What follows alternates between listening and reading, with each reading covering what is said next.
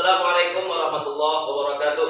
Waalaikumsalam warahmatullahi wabarakatuh. Alhamdulillah. Innal hamdalillah nahmaduhu wa nasta'inuhu wa nastaghfiruh wa na'udzu billahi min shururi anfusina wa min sayyiati a'malina. May yahdihillahu fala mudilla lahu wa may yudlil fala hadiya lahu. Asyhadu an la ilaha illallah wahdahu la syarika lah wa asyhadu anna sayyidana wa nabiyyana Muhammadan abduhu wa rasuluhu alladzi la nabiyya ba'dahu. Apa kabar anak bapak semuanya? Baik, Pak. Baik, untuk di awal pertemuan ini Bapak akan mengabsensi dulu ya kehadiran dari anak-anak didik Bapak kelas 71 ya. Bentar ya.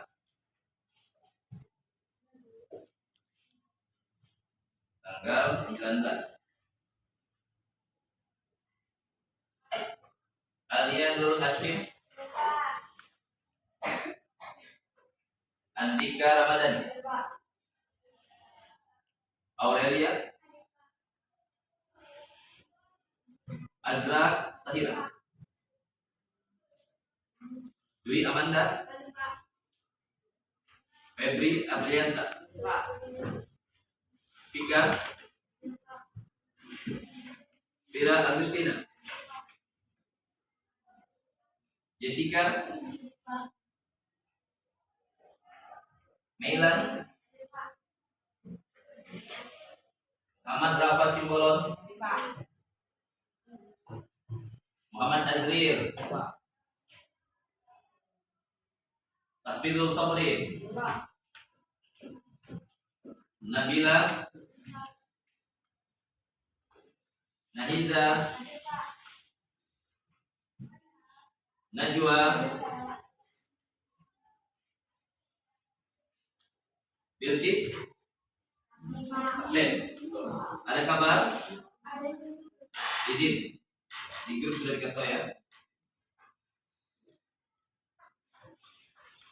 Reno, Riana, Taina, Cynthia, Siva Kirana. Ada yang belum dibagi menjadi satu? Sudah, alhamdulillah. Saya bergerak ke 77. Alif Charles Simbol. Ada, Pak. Atika, Egi, absen. Ada kabar? Tidak. Inun, absen. Ibnu Khalid, Ada, Pak. Maila, Maisarah, Zakwan, Ada, Pak. Khairul Fahmi, Ada, Pak. Naura Azmi, Naila Kanaya Putri, Nurul Adni, Nurul Ain, mana? Putri Zahrani, Rafli, Ramadhani 1, pindah kan? Mulai kapan? Semester ini pindah? Jumat, Pak. Ramadhani 2, Pak. Sakira, udah sehat? Sipa, Suci Rahmat, Iqbal Saputra, Taibatul Islamiyah. Saya juga nggak ada kabar. Baik, dan setelah selesai kita masuk pelajaran. Hari ini adalah minggu pertama pertemuan kita setelah liburan bulan Ramadan dan masuk di bulan Syawal. Mudah-mudahan semangat pembelajaran muncul kembali walaupun sudah libur yang panjang, dan semangat pembelajaran tersebut dilandaskan dengan ibadah ketika kita melaksanakan Ramadan. Nah, kenapa? Biasanya orang setelah puasa itu akan menjadi insan yang lebih baik. Dan kalian seperti itu juga. Yang lalu sebelum puasa kita melaksanakan ujian. Nah, ini untuk mid semester kemudian harus lebih baik lagi. Bisa? Baik, anak-anak Bapak, pembelajaran kita pada hari ini bab 11. Bab 9 tentang rukhsah. Baik, kira-kira dari anak-anak Bapak tahu nggak apa itu rukhsah?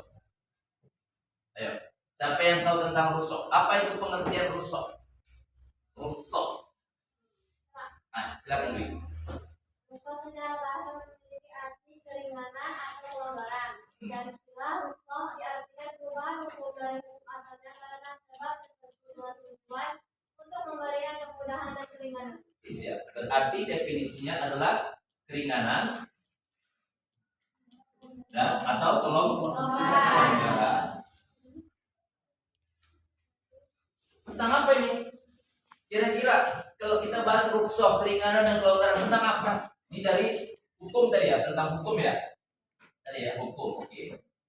Nah, kira-kira dalam hidup dan kehidupan kita, khususnya di bidang agama, tauhid Islam, ini kira-kira keringanan tentang apa? Siapa yang tahu? Yang kita, Pak, keringanan tentang apa gitu? Apakah keringanan nggak boleh masuk sekolah? Nah, gitu. Kira-kira siapa yang tahu keringanan tentang apa nih? Ayo. Tadi pagi kita ada kewajiban selaku umat Islam. Apa itu? Sholat ya. Sholat bagian dari rukun Islam. Itu wajib nggak? Wajib. Mau tak mau harus dilaksanakan karena bagian daripada rukun Islam. Kalau bagian dari rukun Islam tidak dilaksanakan, maka keislamannya dipertanyakan. Tidak sempurna keislaman seorang hamba Allah kalau misalkan rukun Islamnya tidak dilaksanakan.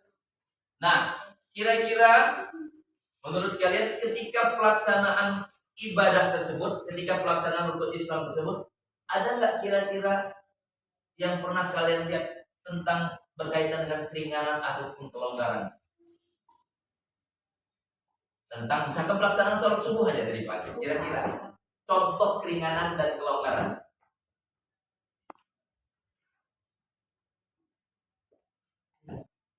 Sholat subuh dilaksanakan ketika azan subuh sampai belum terbit matahari, mulai dari terbit fajar ya sampai belum terbit matahari, itulah waktunya.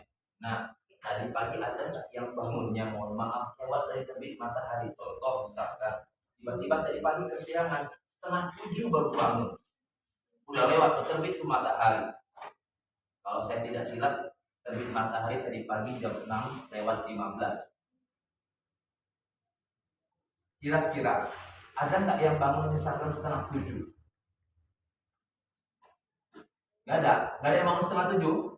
Nggak ada Pak, bangunnya jam 7:15 gitu ya, malah kelewatannya. Oke. Nah, kalau misalkan seseorang bangun jam 6:30 sementara batas waktu sholat subuh tadi sudah lewat, kira-kira orang tersebut masih wajib nggak melaksanakan sholat subuh? Wajib, karena merupakan rukun Islam. Hukumnya wajib. Lalu Pak, ketika wajib batasan waktunya udah lewat Pak, gimana Pak? Nah, itulah namanya rukhsah. Keringanan ataupun kelonggaran dari hukum asal ya. Boleh, tapi dengan syarat ketika sudah azan subuh, sudah bangun, jangan tidur lagi. Nanti jadi basurin, bangun lagi, tidur lagi, bangun lagi, tidur kita. Nah, ketika kita dari tidur malam, bangunnya tadi jam 6:30, matahari sudah terbit, kita baru terbangun, kesiangan tuh. Tapi kewajiban sebagai hamba Allah, umat Islam harus laksanakan sholat. Maka cepat-cepat bangun, mandi cepat, ataupun bangun langsung ambil air wudhu langsung sholat. Itu bagian dari rukhsah. Boleh Pak? Boleh. Karena apa? karena kesiangan tadi bukan disengaja, itu bagian dari rukhsah, keringanan. Nah begitu dia caranya. Nah kira-kira makna dari rukhsah ini, maksudnya bagaimana kita memaknainya? Rukhsah ini kelonggaran dalam melaksanakan ibadah kepada Allah, tapi bukan untuk berbuat zalim.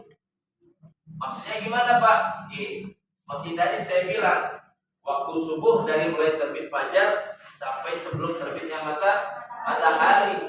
Udah, yang saya bilang zalim tadi, dia sudah bangun nih ketika azan subuh. Allahu Akbar, Allahu Akbar. Sudah bangun dia. Lalu ketika bangun, bukan langsung ambil air wudhu, sibuk megang HP. Settinglah dulu sibuk misalkan. Wih, kok masuk nama? Pak Sugi masuk ada. Oh enak nih masuk nih. Atau Jessica kamu masuk? Gak mau aku masuk, kenapa? Harus aku sama Pak Sugi, aku gak bawa kue lebaran misalkan. Nanti aku disinggung sama Pak Sugi. Lebaran mau gak bawa kue lebaran misalkan gitu kan. Ini udah lama nih chattingnya sampai setengah jam. Udah masuk waktu subuh, tapi dia nggak mau langsung beranjak sholat subuh. Ketika itu datang setan. Si ngantuk obat, dia masih ngantuk, tidur lagi. Zalim dia sama diri dia sendiri. Nah itu tak boleh. Makanya makna dari rukhsah itu memberikan kelonggaran, tapi bukan untuk berbuat zalim. Seperti itu. Contoh lagi, sholat. Rukun sholat kan berdiri bagi yang mampu ya. Nah, ketika misalkan gak mampu berdiri, misalkan tak kuat kaki ini, nenek-nenek lah misalkan gitu ya, gak kuat, udah uzur, tapi dia masih ada sebuah kewajiban selaku hamba Allah untuk ibadah sholat. Kalau dia berdiri, bapak betul. Apalagi kalau misalkan sholat jemaah di masjid, tak sanggup dia. Rukhsahnya mana?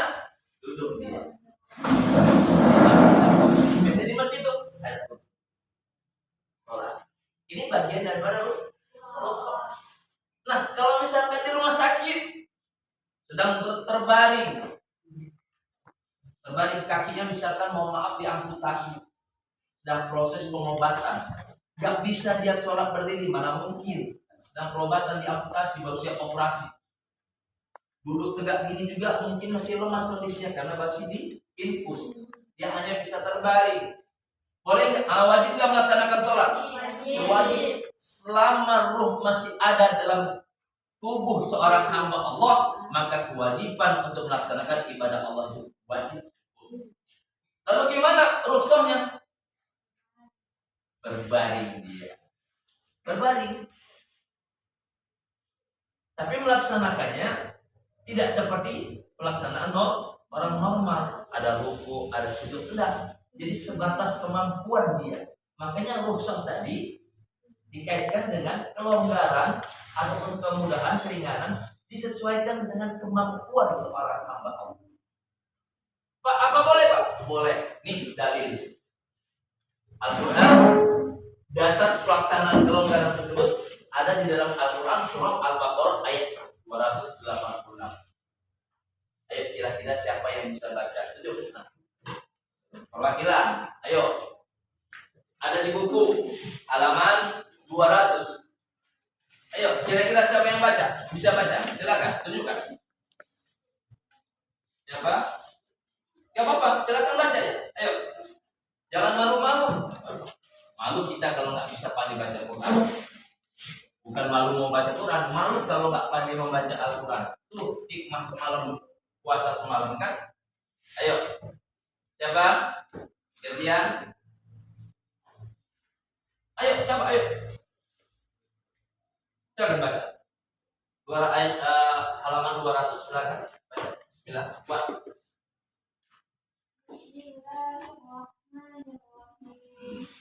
La yukallifullahu nafsan illa Wus'aha. Iya.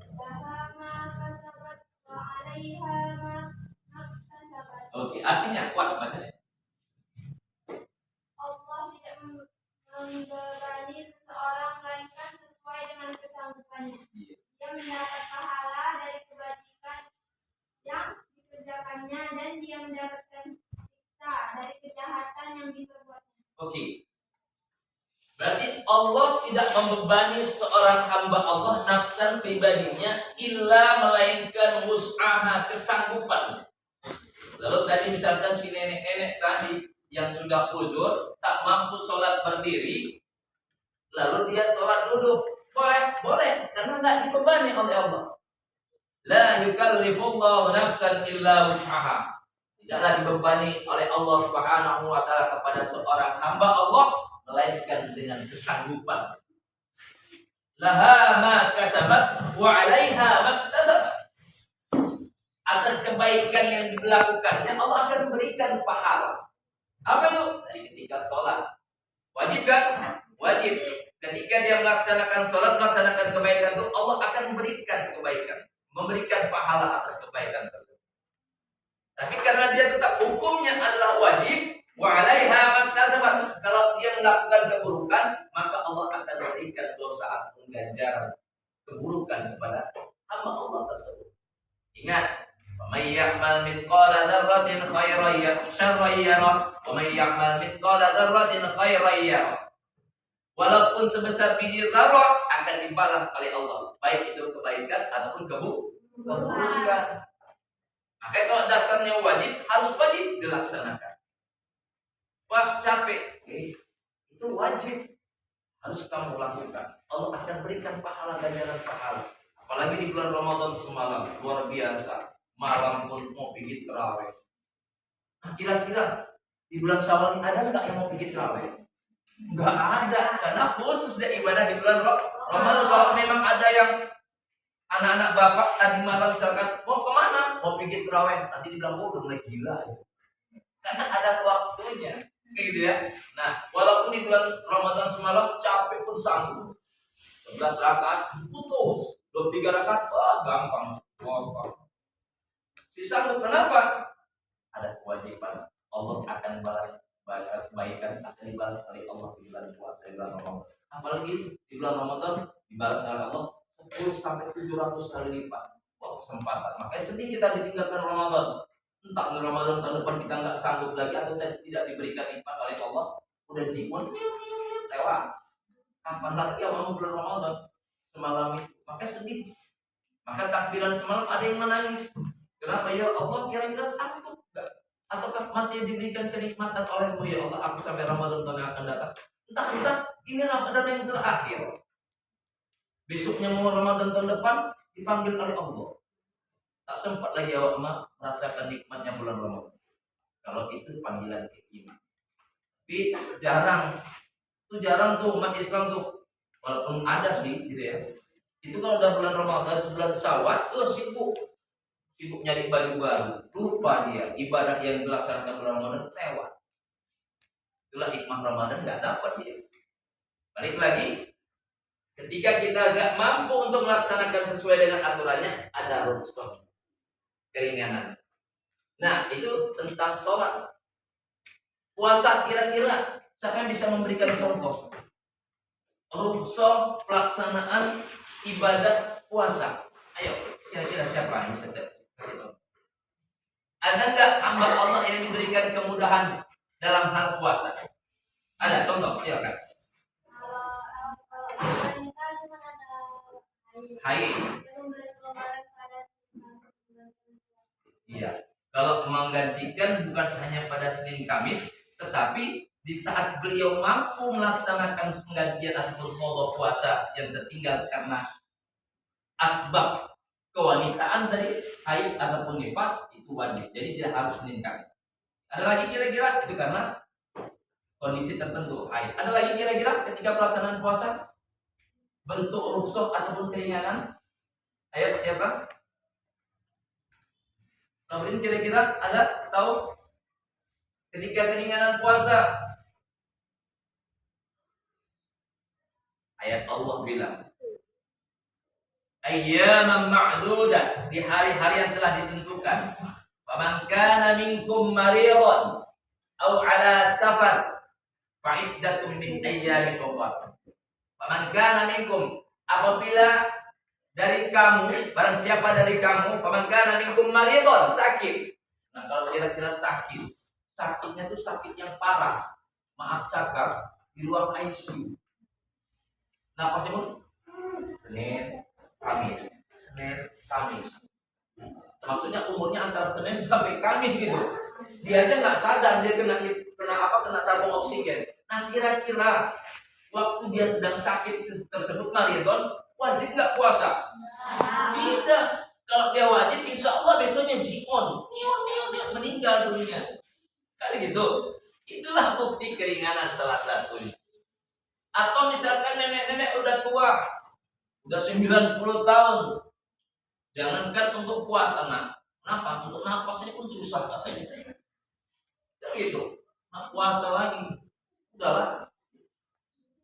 Nek puasa nek, mau bilang puasanya berat banget. Kenapa? Sempat puasa akhir lewat besoknya.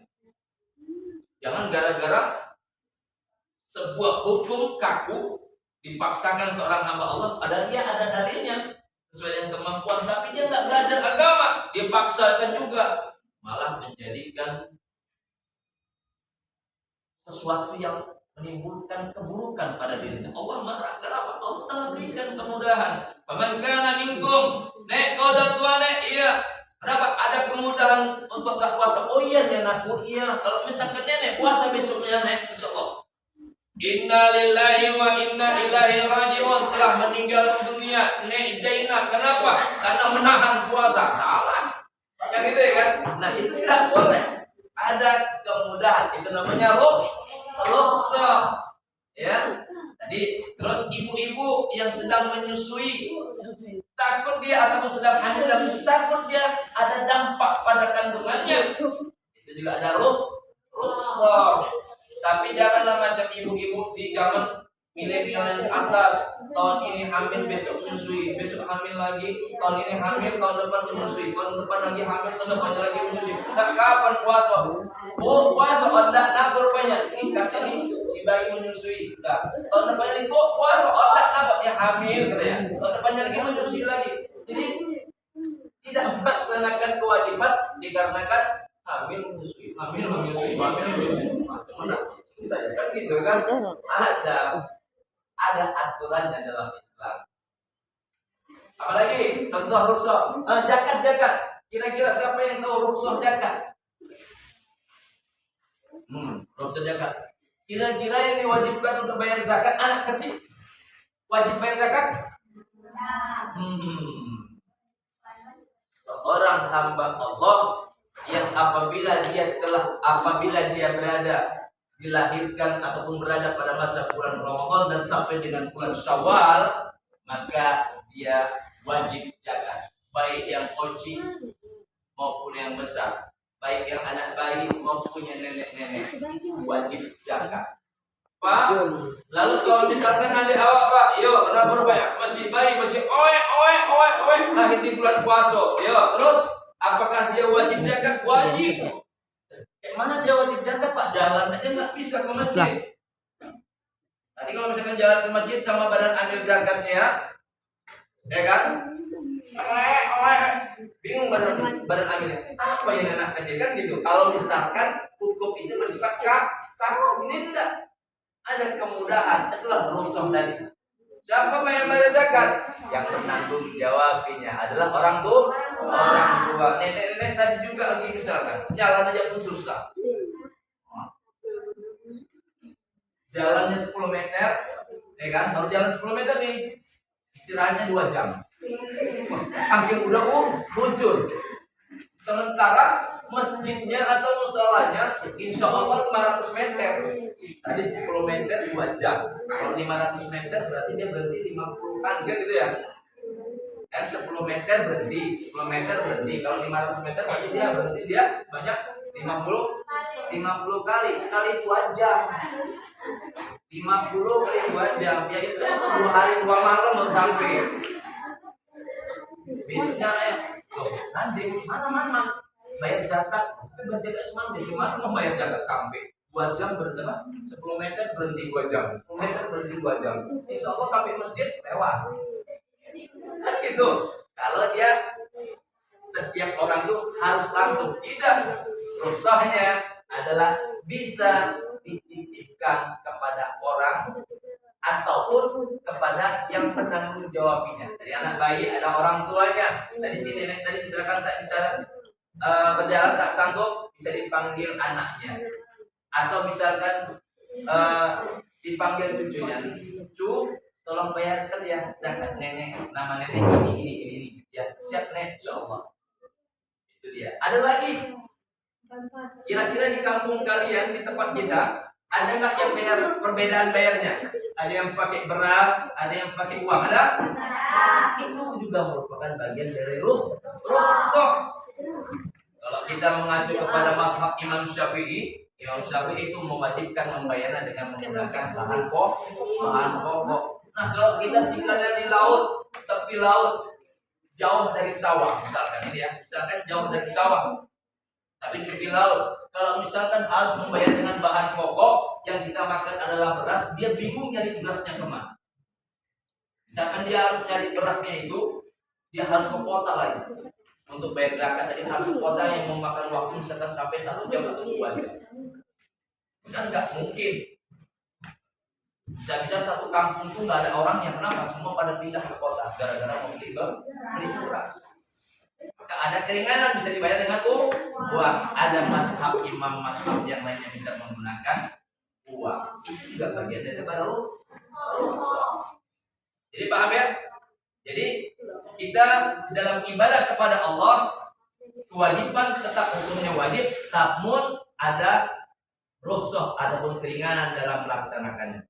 Baik, sejauh ini kita pembahasan bab rukhsah ini kita bagikan nanti menjadi 2 kali pertemuan. Nanti di pertemuan yang akan datang saya akan menampilkan slide presentasi.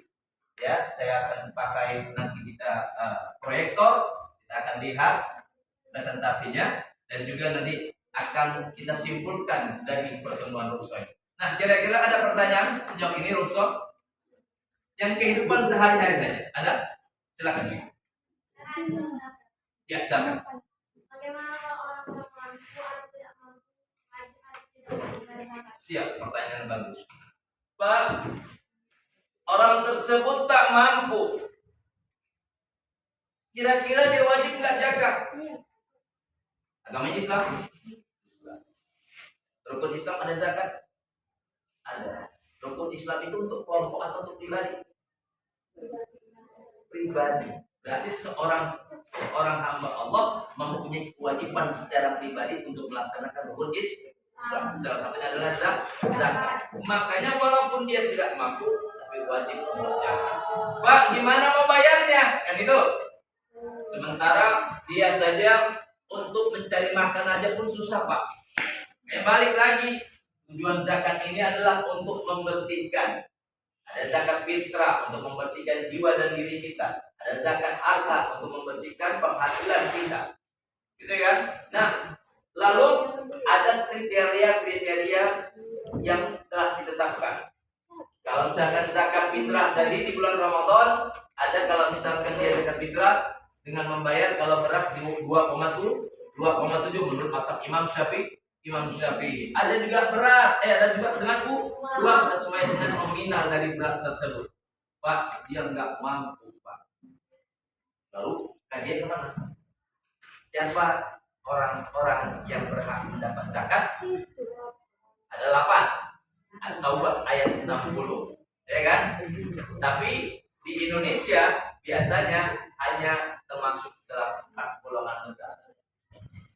Innamas sadaqatu lil fuqara fakir wal masakin miskin wal badan amil yang mengatur mendistribusikan wal amilina 'alaiha. Terus apa? Wal mu'allafatu qulubuhum. Mu'allaf. Tadi yang enggak mampu masuk ke dalam fakir dan miskin.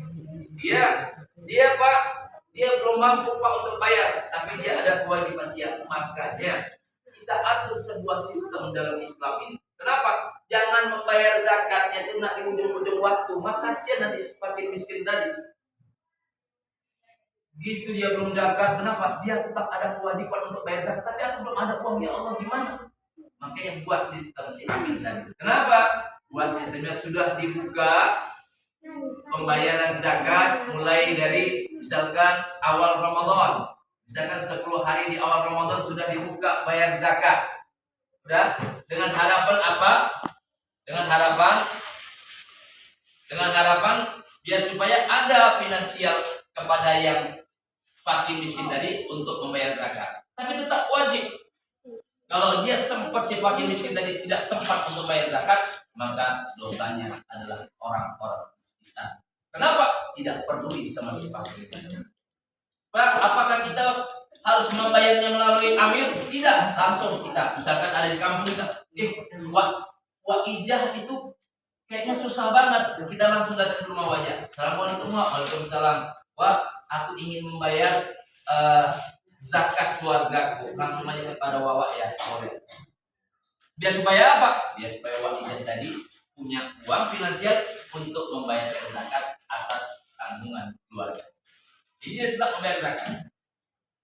Ya, silakan aku.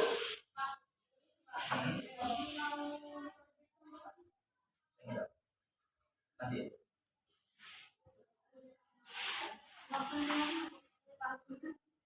Ya. Ya. Ada lagi pertanyaan? Jadi walaupun dia tak mampu, tapi wajib bayarnya.